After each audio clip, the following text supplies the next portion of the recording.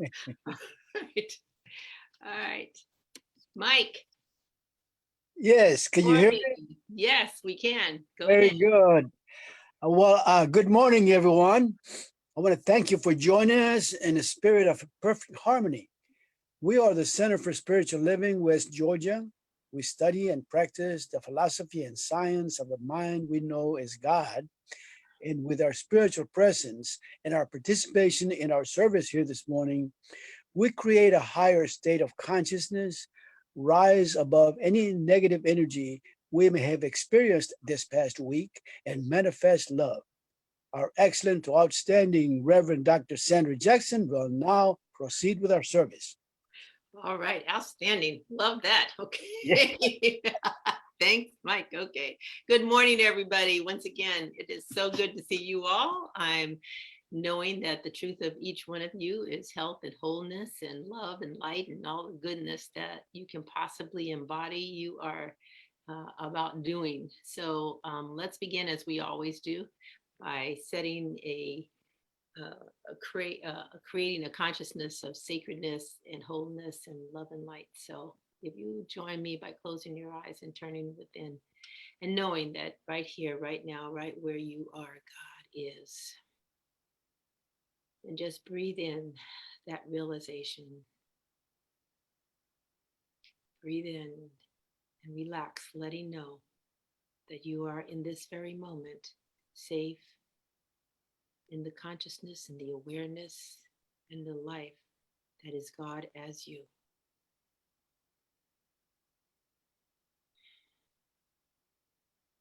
And we just allow ourselves to feel the peace that that brings, to be aware that there is that place within us where we can find a peace that passes all understanding, that is not dependent upon the outer world or the outer circumstances.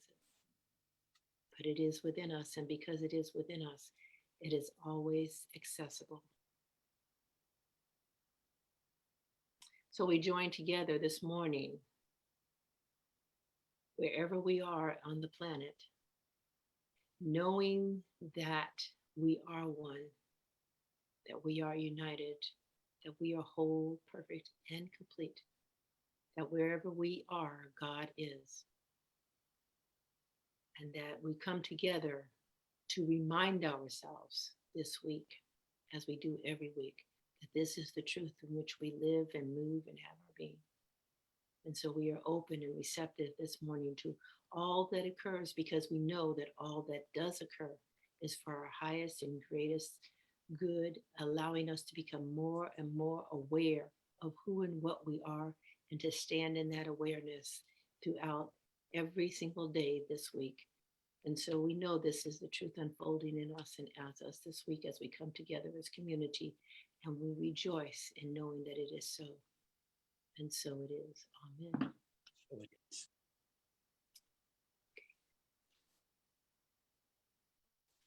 Vision and mission statement.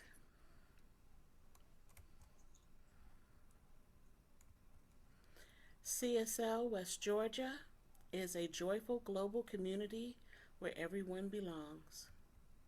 Through our unique spiritual teachings, we provide a safe environment to experience compassionate living. Declaration of Principles. I believe in the unity of all life, and that the highest God and the innermost God is one God. There is one life of which I am a part, one intelligence which I use, one substance which takes form as my life. And so it is. So it And this morning's music is brought to us by Susan Mohini Kane. We haven't seen Susan in a long time. I think it was almost all summer. Anyway, Yes, good to yes. see you. Welcome to the So fall. thank you. Happy fall to everybody, and thank you so much for having me back. I really missed you all and love you all so much. This is Waking Up in Wonderland. It's a new song. Waking up in a world I'm born to believe in. All the love is here, it's hidden very near, in tidy little rows of crooked flowers. Waking up in a world that seems so real, grateful for the souls who try their best. I can feel their love and their broken hearts. You can call me Alice here, 'cause I can't trust my eyes or my ears. The Queen of Hearts is not my friend. I hope my heart stays strong until the end, 'cause I'm waking up in Wonderland. Hope I remember who I really am. The hourglass is running out of sand. Take my hand, I'm singing. I am, I am, I am, I am. Waking up in a world that's crumbling around me. I can hear the cries, I can hear the cries of the tiny little egos and their tiny little lies. You can call me Alice here, 'cause I can't trust my eyes or my ears. The Queen of Hearts is not my friend. I hope my heart stays strong until the end, 'cause I'm waking up in Wonderland. Hope I remember who I really am. The hourglass is running out of sand. Take my hand, I'm singing. I am, I am, I am, I am, I am waking up in Wonderland. Hope I remember who I really am. The hourglass is running out of sand. Take my hand, I'm singing. I am, I am, I am, I am.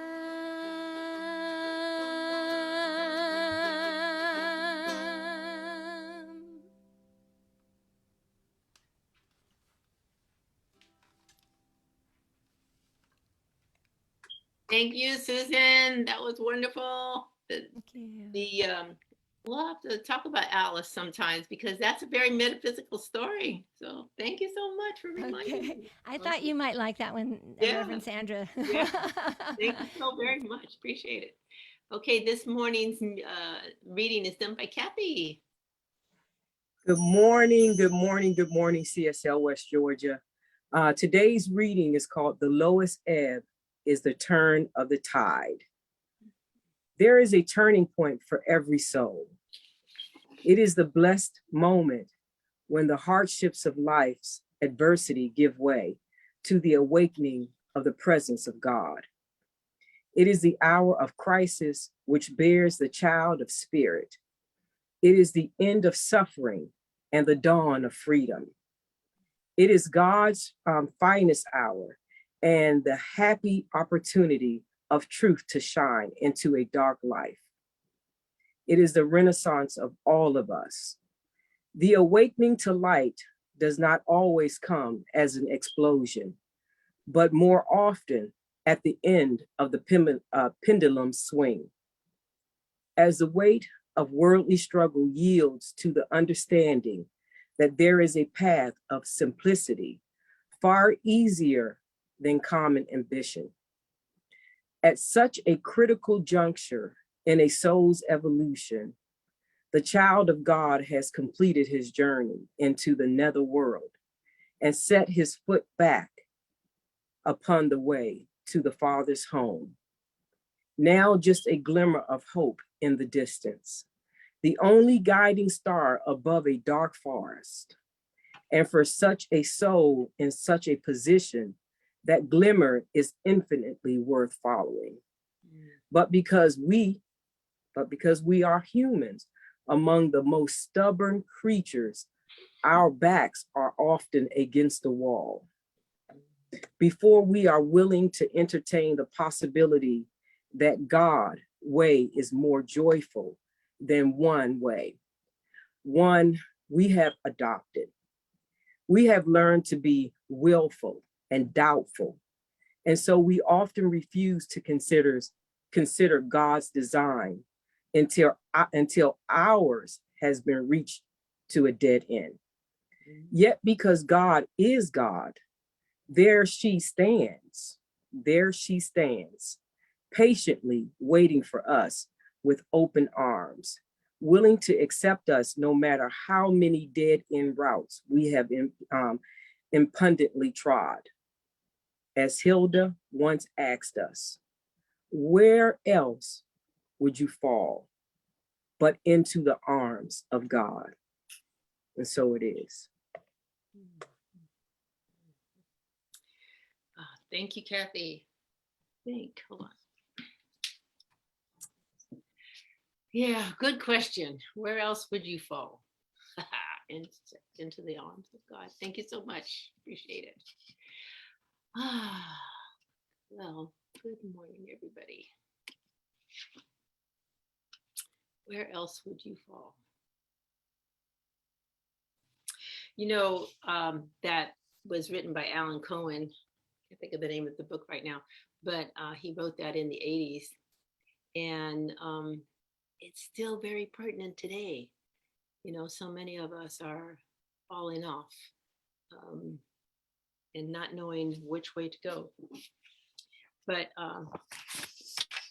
let's see, a little over 20 years ago in 2000, we had a convention. United Church of Religious Science had a convention, and we came up with a new global vision for our organization. This was before CSL. And the vision was a world that works for everyone. And we aligned it with, we came up with that, and at the same time, we also recognized it aligned very well with our principles, which Ernest Holmes wrote. And the first two of those principles are, we believe in the incarnation of spirit in all people, and that all people are incarnations of the one spirit. The incarnations means that people are, come into form as a result of their spirit. Okay, that they are spirit showing up in a human form. And then two is, we believe the ultimate goal of life to be a complete emancipation, freedom from all discord of every nature, and the goal is sure to be achieved by all. Those are principles, which means they are laws, but they are also visionary.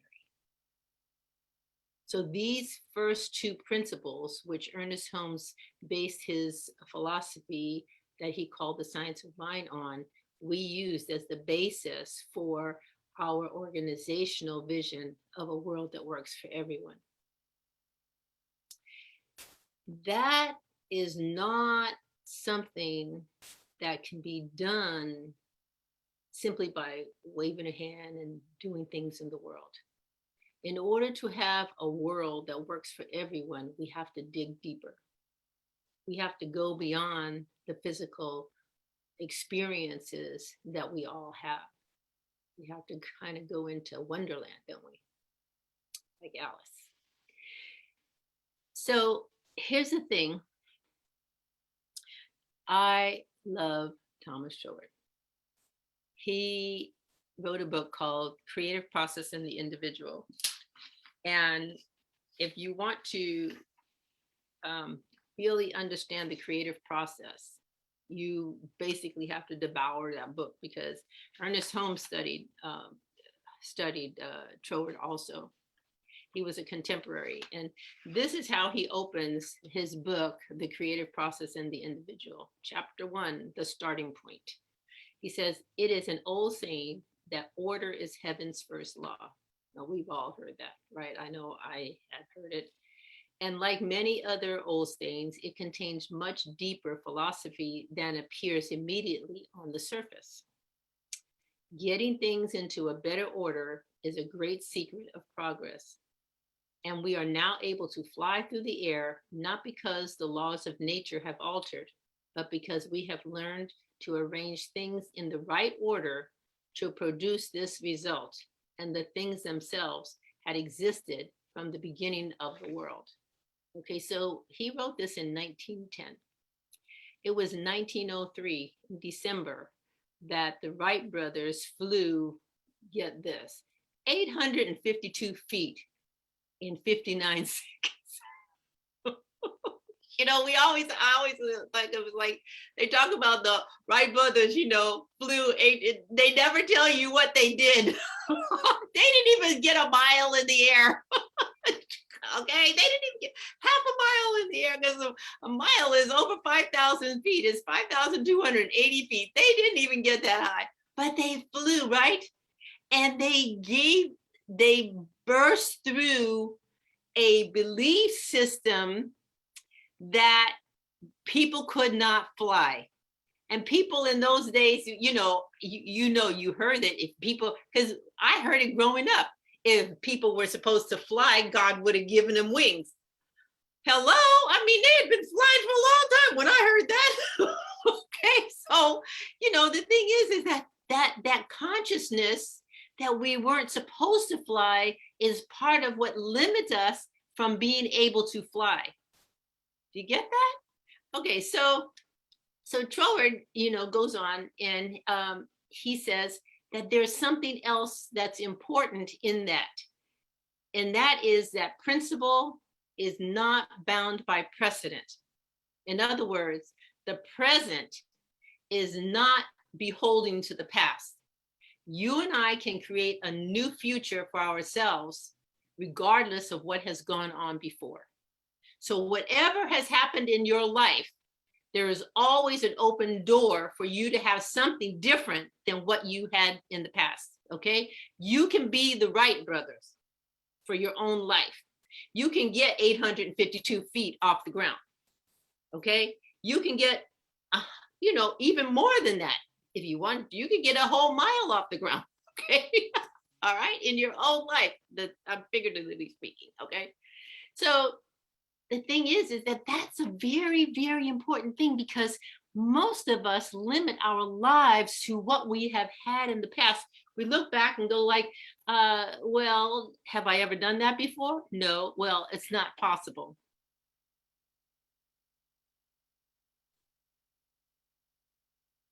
It's not possible. But Susan created that song this morning.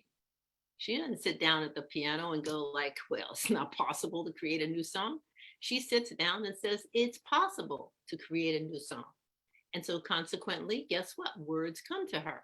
Same thing with Cynthia. Same thing to everybody else that writes songs. The talk that I'm doing this morning, I have never, ever given this talk before. I am very proud. I have a whole bunch of tapes in my garage from all the talks I did for 17 years at my other church. I've got, we've got talks from this church for the last 2 years, right? No two of them are the same. Why? Because each day is different. Each minute is different. The principle is not bound by the past.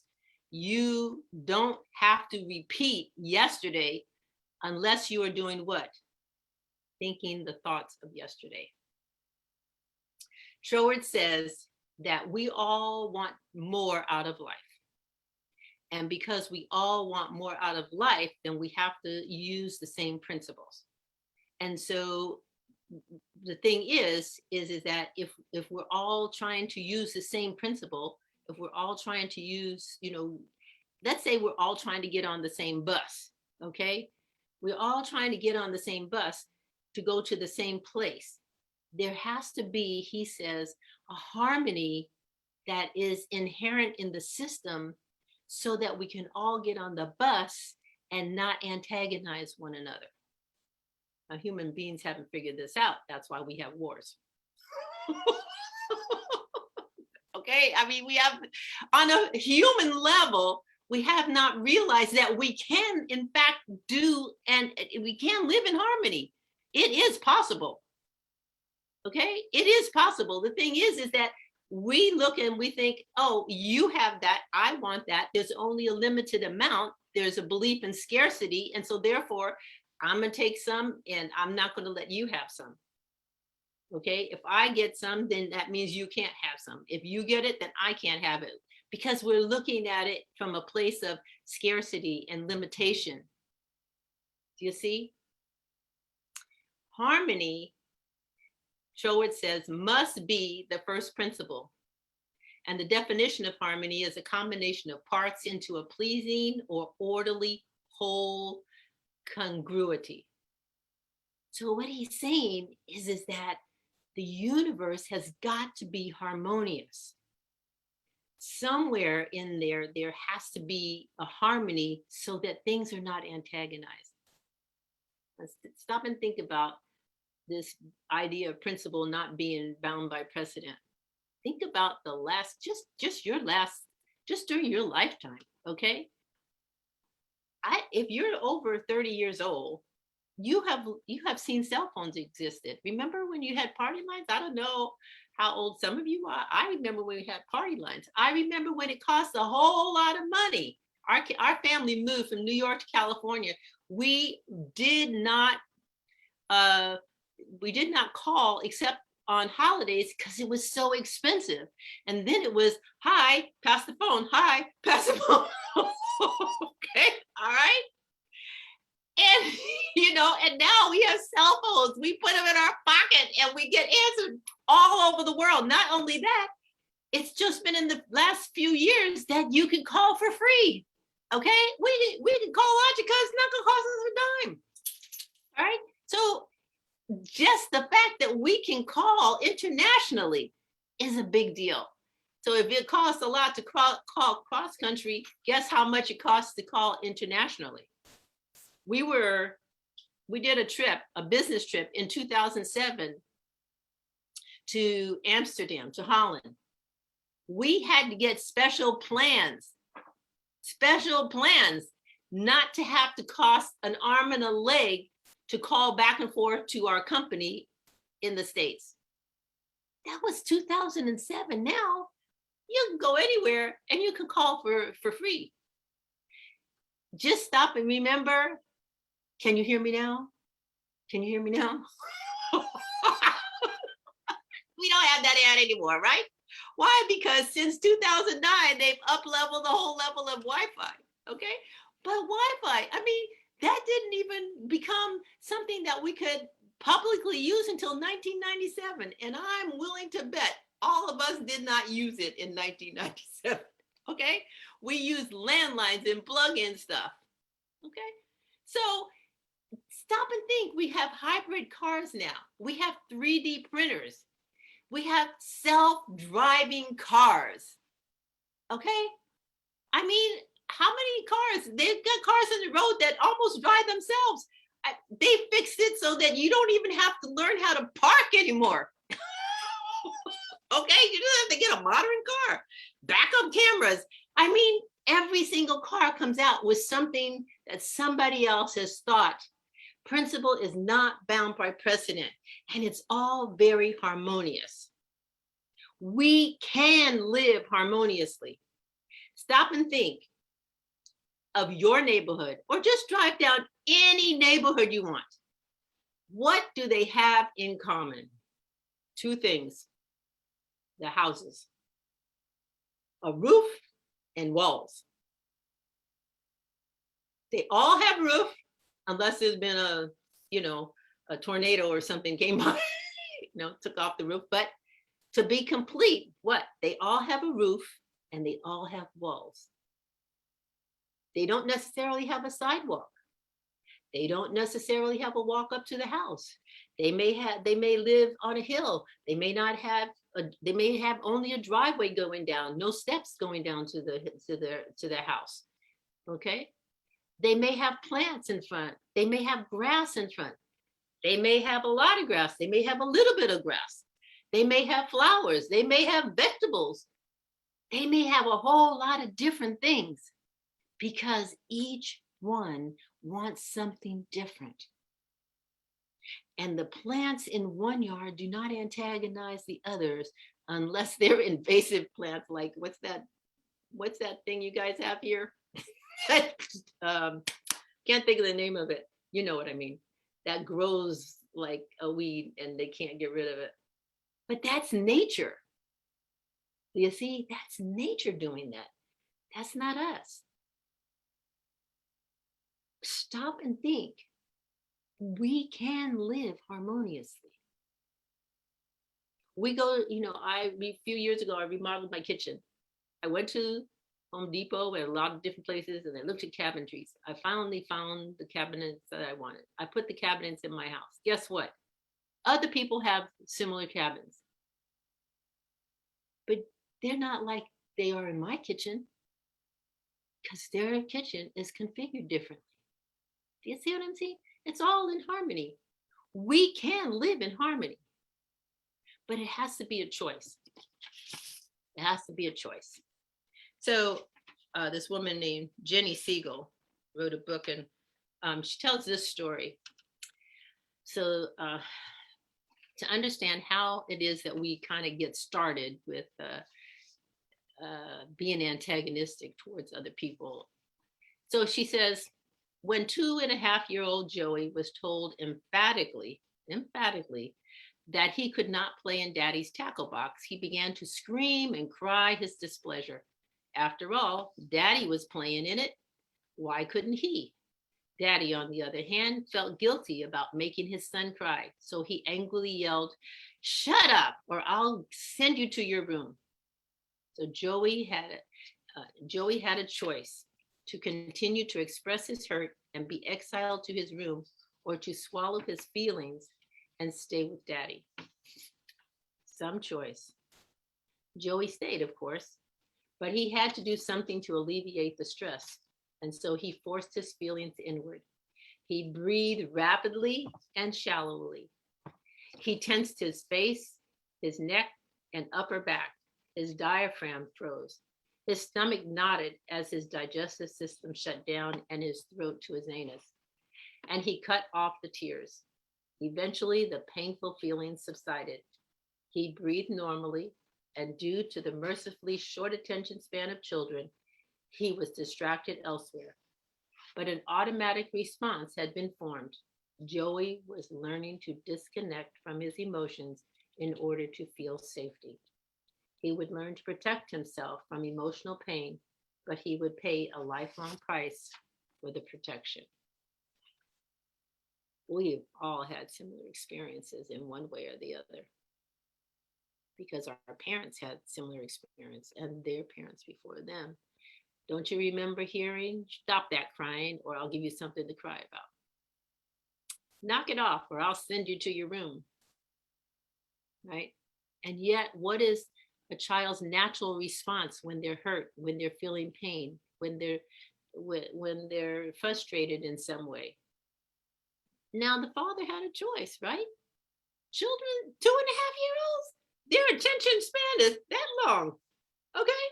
All he had to do was pull something out of the tackle box that the child could play with, and let him play with it. And you know what? He'd have been quite happy with it. That was all that would have been necessary. But parents weren't thinking of that. Like he said, he was afraid that he's going to get hurt putting his hand in the tackle box. So the thing is that movies around the world are sent And the ones that are the most popular and the easiest ones to sell are the ones with violence, because we have all learned from childhood violence. We have all been hurt like Joey, and we've all shoved our feelings. And so we can sit and watch those movies. And in one regard, we're reliving experiences. We're touching those places within ourselves that, that are hurt and fearful. And yet at the same time, what are we doing? We're also perpetuating the whole idea that we cannot get along, that we have to have violence in order to live together. And so when we have a vision of a world that works for everyone, we have to come up with new ways to think about life and think about our world. And here's the thing. It requires a spiritual solution. It cannot be solved from the level of condition. You cannot just walk down the street and tell people, well, you have to move because we want to move somebody else in here. What happens? People get upset. People get angry. What do you mean you're going to take my house? I mean, just putting low income housing in a neighborhood, people get upset about that. Why do you need to get upset about that? Because they're assuming that the people who have low incomes are going to be low quality people, and they don't want them in their neighborhood. They think, oh, there goes the neighborhood. That's not necessarily true. I've driven through low income neighborhoods, and they can have very nicely cut lawns too. But there's that belief system, right? That we have about people who don't have a lot of money. And we have belief systems about people who do have a lot of money. I remember several years ago when I first moved here to Roswell, I don't know how we happened to be with this realtor. Anyway, maybe it was the realtor that sold us the house that we were in. But anyway, the realtor, the housing was booming at the time, and they were like building houses. Builders were just putting in houses left and right, and they were charging more for them. The rates of the housing prices were just skyrocketing like this. And the realtor said, my mother said something to her about, all these people buying these houses, and where do they get the money from doing this? What kind of jobs are they doing? My mother, who was retired at the time, is asking. And so she says, you cannot believe it. She says, they have those houses. They're building these big old houses. People are buying these houses. They're just barely getting into them, and they have no furniture inside. They have nice lawns and nice outsides. So you think that they have, a really nice house, but inside they're empty. That's like people. We go to the cosmetic counter and we buy all these cosmetics. We put all the cosmetics on our face, and inside there's the emptiness, like Joey is going to develop as he grows up. You see, there's that emptiness.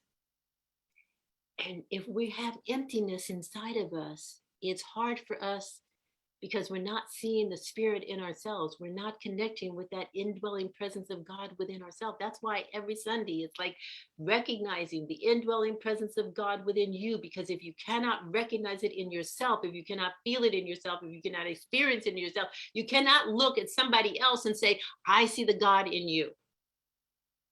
You just can't. You absolutely have to start with yourself. You have to look at yourself in the mirror and go, God loves you, and so do I. You have to be able to say to yourself, I love me, regardless of the body that I'm in, regardless of what my mother said about my body, regardless of what my father said about me, regardless of what anybody else thinks of me. I love me. I am a worthy, worthwhile person. God wants me here. I am still here because the spirit of life moving in me, through me, and as me is perfect for who I am. I have the energy, the vitality, the goodness, the desire to be all that I can possibly be. And nothing in me conflicts with what anybody else wants, unless I look out there and say, I want that, and you have it. Can you imagine how many cars there are on the road? I see cars on the road I would never ever drive. So, but I have the car that I want, and that car is perfect for me. My life is my life. It is what I get to do with it. I get to make choices or not choices. I get to make decisions or no decisions. I get to mess it up or grow it up. I get to do that. It's all on me. And you get the same possibility because you, like me, are a spiritual being. And God has said, you get to live your life. But we grew up with parents who said, you can't have that. Go to your room because you're crying. Okay, we're not going to have you making your own decisions. You live in my house, and until you are old enough to move out, you follow my rules. Remember that? All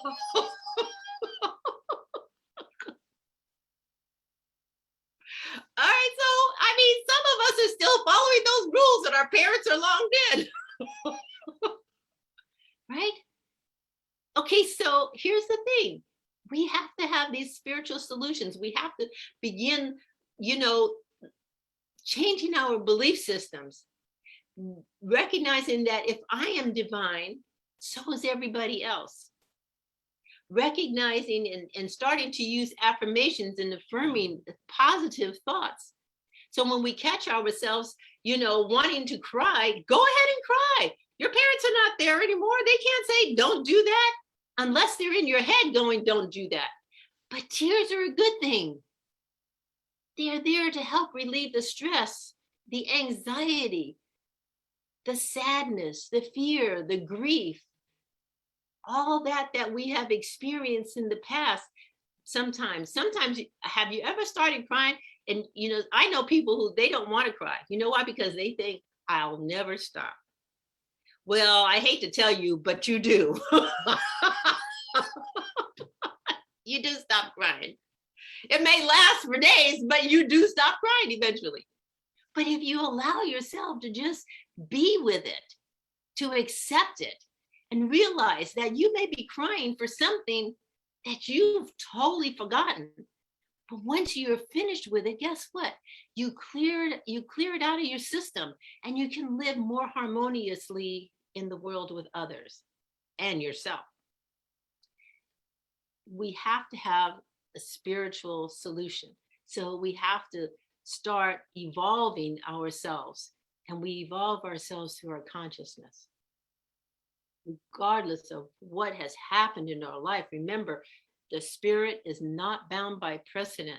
The past does not have to take any place in our lives unless we give it power. And so we can start today to recognize, I'm a spiritual being. God loves me, and so do I. And we can start changing the way we think. Remember the song, the hourglass, it's going down. Eventually, you're going to come to the end of your days here on this planet. You're going to close your eyes, or you're not going to wake up. And you don't know when that day is going to be. Wayne Dwyer went to bed one Saturday night. He did not wake up in the morning, and yet he had a calendar full of stuff. So you see, your calendar, just because you have stuff on your calendar and things to do, doesn't mean you're going to wake up tomorrow. So you have to start today. You can't wait till tomorrow. You have to start today recognizing I am a beloved expression of the divine.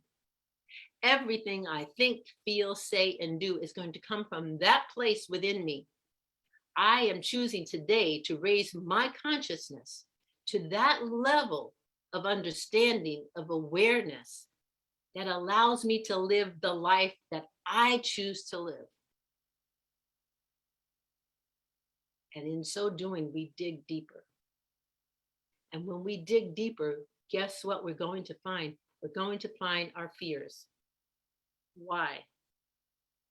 Why will we find our fears? because we'll be living differently than other people. And then we'll get into judging. And we're going to go, well, maybe Reverend Sandra was wrong. I'll start tomorrow. Not a good idea. Just recognize the fear, okay? It's from when you were 2 years old and your father said, you can't have that. Okay? Cry about it. Recognize it. Pull it out. You know, it's just a weed in the garden.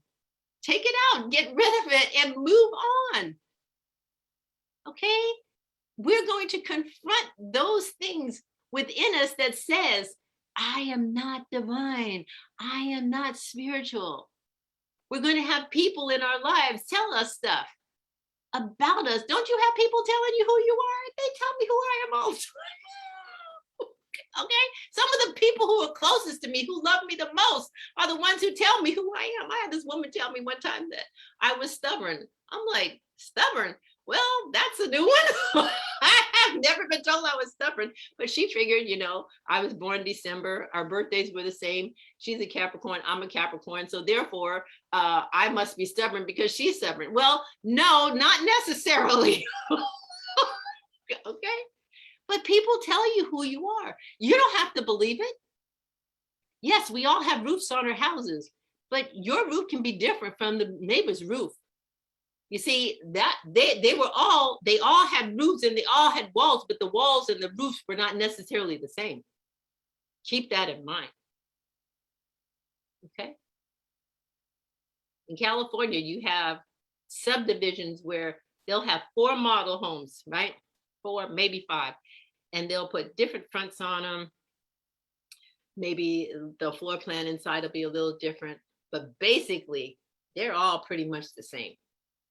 Okay. For about a year. The people from California are shaking their head going, yeah. Okay. For about a year. And then everybody who moves in there makes it their own. Makes it their own. And they're no longer the same. Why? Because we are not the same. We can live harmoniously together. We really can have a world that works for everyone because everyone doesn't want the same thing. But we have to change our belief that there's a scarcity and realize that everybody can have a different roof on their house and be quite harmonious in their neighborhood. That they can all have different flowers. That some can have vegetable gardens and others not have any. Get their vegetables at the store or wherever. That we don't have to live the same life. That we all can live harmoniously together. And we can all be happy in our harmonious living. But we cannot do that from the level of condition. We have to find that place within ourselves where we know we are spirit. And in that place is the unlimited possibility of anything we so desire to experience in our world. And it allows us, therefore, to make room for others to have what they want. Zizi and I don't want the same thing. So we can live in the same neighborhood and I can be happy that she has what she has and I have what I have. Same thing with Mike or Cheryl or Gloria or Sandy or Cynthia or Susan or any of us. We all get to have our own lives. But we have to dig deep and become aware of the spirit in us, because that is where the harmony is. That's where the creativity is. And that's where the love is. And it's that love that connects us one to the other, harmoniously allowing us to live together peacefully and joyfully. And so let's turn within and anchor these words, these thoughts.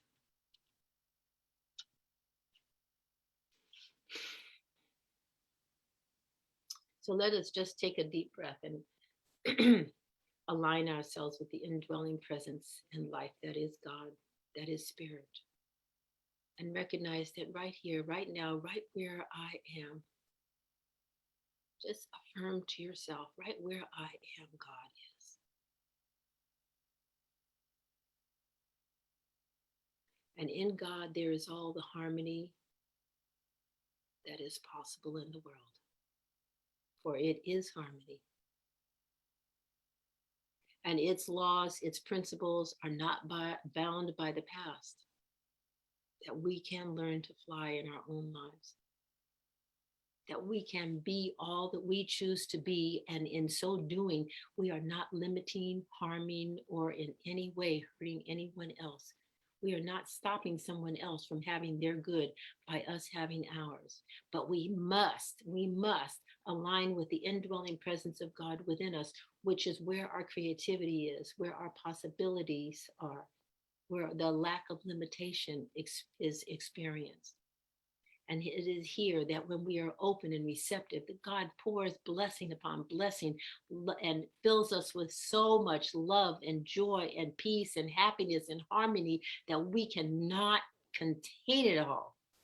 And so it spills over into our life, and we begin to see that as we are, so are others, that they too have the possibility of being that greatness that they choose to be for themselves, that they have the possibility of living the life that they choose in the fullness, the completeness, and the creative expression of their life, because they too are spiritual beings. They too are God incarnate. They too are more than they could possibly become in this lifetime. But we must know it first for ourselves. And so we, in this moment, anchor it in ourselves, anchor ourselves in that realization of our wholeness, anchor ourselves in the realization of the life that we live is the life of spirit. And so every time we say, I am, we are affirming that truth. And so we say, I am joy, I am love, I am life, I am goodness, I am peace, I am wisdom, I am creativity, I am the fullness and the completeness and the allness of life itself. It shows up by means of my activity in the world. And so therefore, everywhere I go, I shine the light of God's divinity. I shine the light of love. I shine the light of peace. I shine the light of joy. I shine the light of beauty. Everywhere I go, I am the light. And as I shine the light, the darkness disappears. And what I see and what I experience is wholeness coming back at me, love and light returning to me. And there is that circulation of love and light, and there is the harmony in my world, and I spread it, and they spread it, and we spread it all over, so that everywhere the light of God's love begins to shine, as we each and every one become the light of the divine. And so I know this is the truth. I know it in the very cells, every cell of my body, and I know that there is that understanding with each every one of us right here and right now. Whether we are listening to this right now or whether we listen to it sometime in the future, it is a truth that is universal and it is not time bound. And so we are knowing it in this moment. We are believing it, we're accepting it, and we are allowing it to be right here and right now. So in your own thoughts, in your own words, in your own place, in your own experience of this word, just simply accept it by saying, and so it is. And so it is. And so it truly is. Amen.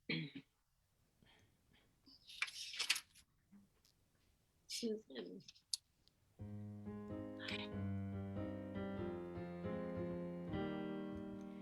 I wish you peace in the morning.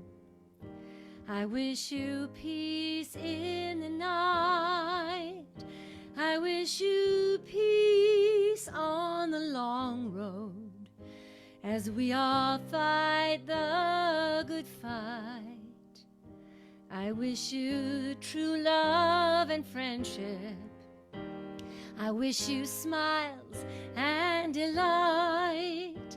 I wish you comfort and caring with every step toward the light. I wish you peace.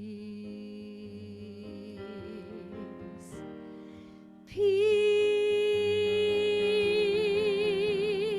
peace be with you.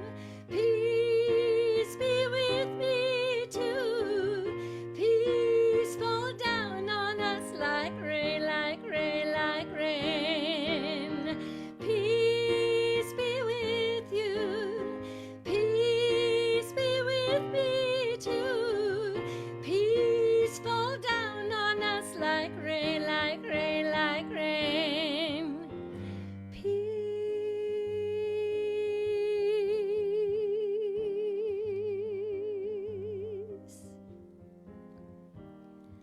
Peace. That's all I want to see. It's where we want to be from the land to the sea. I don't think it's fantasy. No, we're not asleep, but we still have a dream, But can we have it all? Is it in your mind when I call, or do we have to lose it all? And I'm sorry if I'm speaking really hesitant. I've been going over all the very scary evidence, and some people have to worry about their residence, and I know it's tough because we don't really have a precedent for peace that we all seek. And if you search, then you'll find. Keep your mind on good times. I wish you peace. Peace, peace be with you. Peace be with me too. Peace fall down on us like rain, like rain, like rain. Peace be with you. Peace be with me too.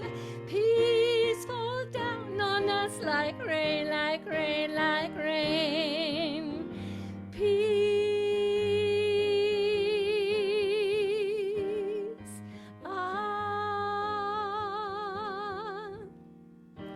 I wish you peace in the morning. I wish you peace in the night. I wish you peace on the long road as we all fight the good fight. I wish you true love and friendship. I wish you smiles and delight. I wish you comfort and caring with every step toward the light. I wish you peace.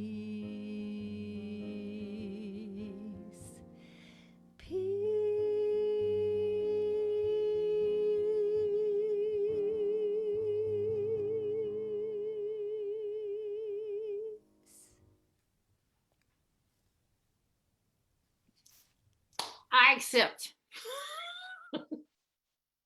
Thank you. All right. Awesome. Awesome. Awesome. Thank you so much. Perfect. Perfect. Perfect. Yes. Okay.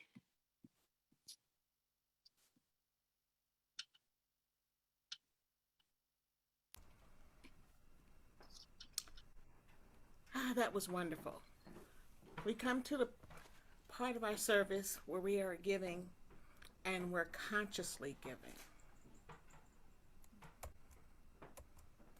CSL West Georgia has 3 ways to give. The first way is through PayPal. There is a link in the description box, in the chat box, where you can just click and place your donation there. The second way to give is through the post office. You can actually write a check and give your donation that way. The link is in the description box, but it's also on the screen, the address. The third way to give is through Amazon Smile. Amazon has a charitable organization, or Amazon has set aside a charity where many people can be a part of it. So CSL West Georgia is a part of their charitable contributions.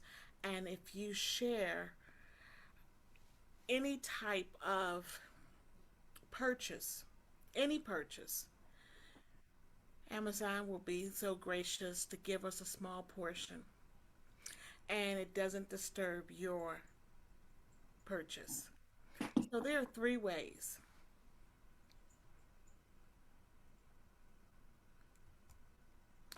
Giving affirmation. I am grateful for the divine givingness circulating abundantly through my life, my community, and my world. And so it is. Yes. Thank you so much, Dorothea. So, announcement. Keep trying to change this here. Okay, so thank you all for being here today. I really appreciate your presence. Thank you for your comments, and so glad that you liked the talk today. Thank you. Now, the thing is to put it in practice, okay? Don't come here next Sunday being the same person, okay? Okay, all right. And let's see.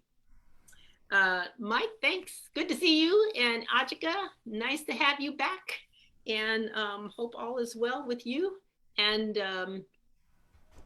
Kathy, thanks for doing the reading this morning. And always to our tech team, Dorothea and Marcia and Zizi.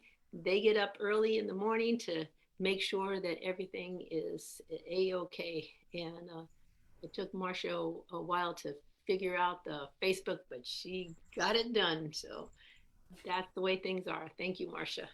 And Cheryl, welcome. Please do keep coming back. Cheryl's in our new Prosperity Plus 3 class. So please do keep coming back.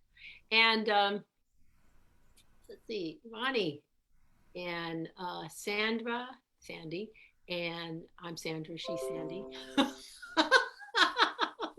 Marcia, Kathy, Dorothea, and even Ursula Renee got together yesterday. Did I miss anybody? Yesterday to put a bunch of stuff together. So we have, a stage, we have furniture, we have desks, we have walls, we have stuff that is filling our new church home. And so there's our lovely group of ladies. There's Deborah. I miss Deborah. And so anyway, they are standing on the stage. Yes. And so next week, I think, Cynthia, will we have carpet next week on the stage? Is it getting installed next week? Okay. And Cynthia, we want to, yay, Cynthia got someone to donate the carpet for the stage. Yes. So that is a very big savings for us. Yes. So thank you. And Ronnie and her husband put together the credenza. And so they were there earlier in the week, so they're not in that picture. But Marcia, I know I saw a bunch of pictures on a link. Did you put that link in the newsletter? Okay. So, but in the newsletter, what's in the newsletter, Marcia? There's just a couple of candid shots. If you want me to click through a few pictures, I can do it right now. Yeah. Okay, Go ahead. Yeah, that'd be nice.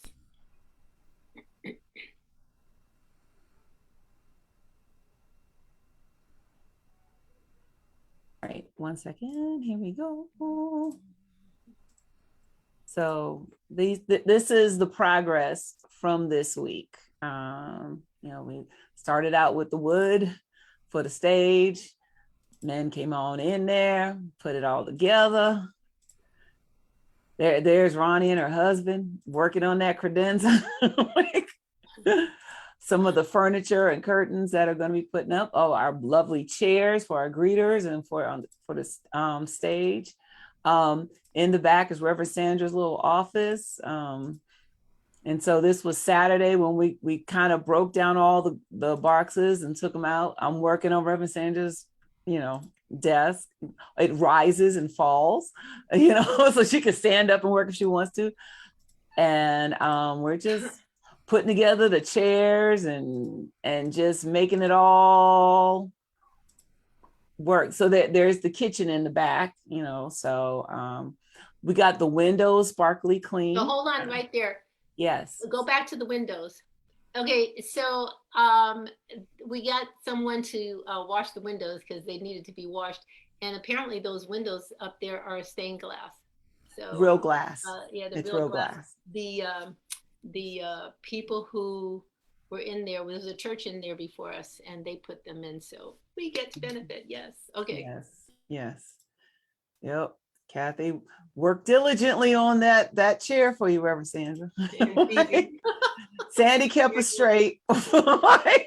It now can be sat in. Right. And then we ate. We had anybody that came yesterday, we had the first meal in the space. Thank you very much.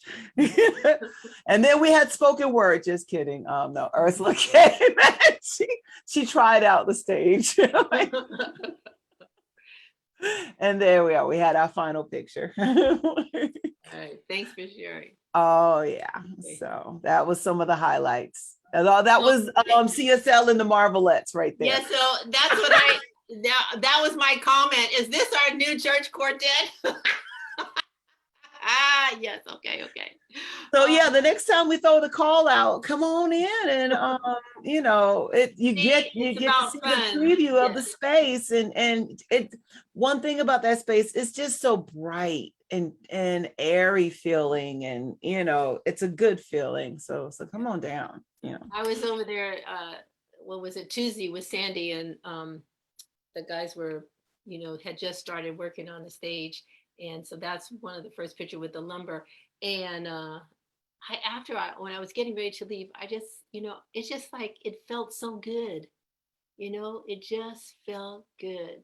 And it felt like this is a perfect place for us. I can't wait. I'm excited about us getting in there. And we'll have to have a time when those of you who are out of state can, not necessarily all together, but somehow or another come visit. We'll do the best we can. Okay. I know Chris will be there sometime because he comes to visit his mother. Okay. So anyway, we miss you guys, but just know that you are in our hearts, and part of what we're doing is making sure that we have the capacity to continue having people from afar continue to be a part of our service. So they call those services hybrid.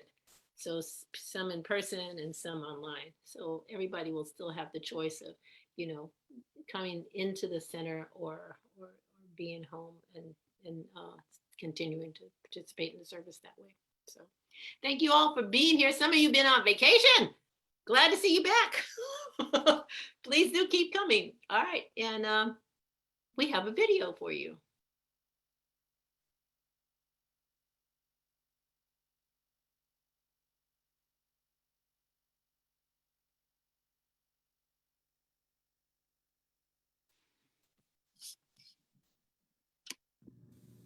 Yeah.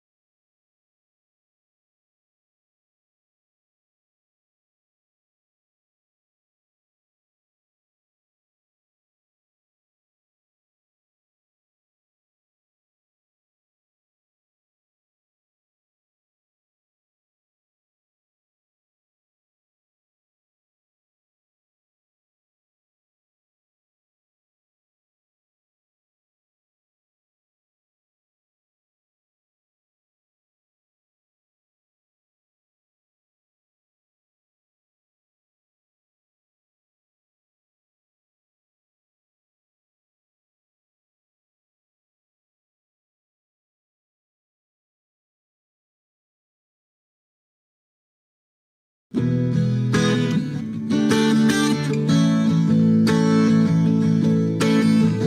don't let nobody stop us. Free spirits have to soar. With you I share the gift. The gift that we now know. Oh, love is my religion. Love is my religion. All we need is love. All we need is love. All we need is love. All we need is love. Yeah.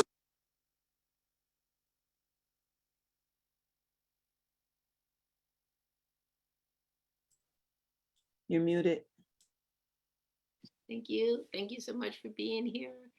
And let us all just go out today and enjoy our lives and be all that we can possibly be. So, our closing affirmation, please.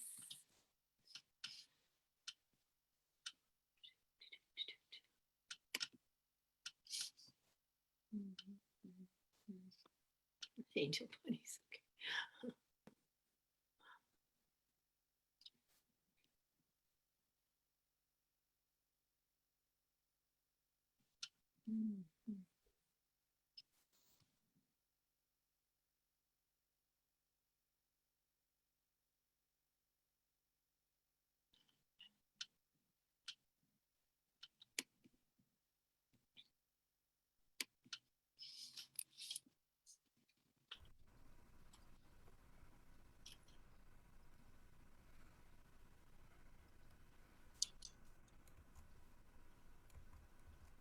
Reverend Sandra. Yes. I don't see Dorothea shared it, but I think she was muted. So. oh. All right. I missed it. Have a good week, everybody. All right. See you next time. Gloria, I was